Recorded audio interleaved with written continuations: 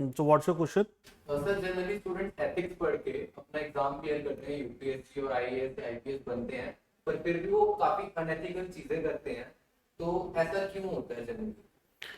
That's a very good question. In fact ये पहले भी पूछा जा चुका है, जब एक आईपीएस को चीटिंग करते हुए पकड़ा गया था, और यू नो दैट केस। हाँ, आईपीएस को चीटिंग करते हुए पकड़ा गया था, तो यही केस बात आई थी कि एथिक्स के ऊपर सबसे पहले सवालिया निशान लगा था। And why was that? क्योंकि it is considered a subject of value till 2013 there was no such subject. तब तो था नहीं कोई ऐसा सब्जेक्ट। तो ये था कि अगर एथिक्स पढ़ के कोई अच्छे मार्क्स ला रहा है एथिक्स के अंदर, और फिर सेलेक्ट हो रहा है और अनएथिकल कुछ काम कर रहा है, so how far is that correct? Actually यहां पर दो या तीन चीजें आती हैं। एक तो ये है कि एथिक्स के अंदर मार्क्स जरूरी नहीं कि अच्छे हैं। दूसरी चीज, एथिक्स को फेक करना सीख लिया है। अगर एथिक्स को फेक करना सीख लिया है, तब then it is a very dangerous situation. Because if a person who knows how to fake ethics, and a person who is portraying himself to be ethical, but in reality he is not, or she is not, in that case it becomes a very dangerous situation. You are seeing a god in the, you are seeing a demon in the cloak of a god. आप एक राक्षस को देखोगे, लेकिन वो एक भगवान का कोई ऊपर से रूप पहन के बैठा हुआ है.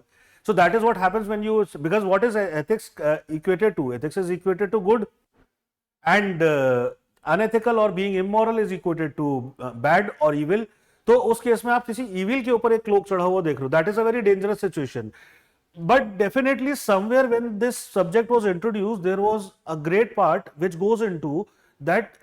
Actually it goes back to the historical setting where the debate on administration and ethics started somewhere around 1940s.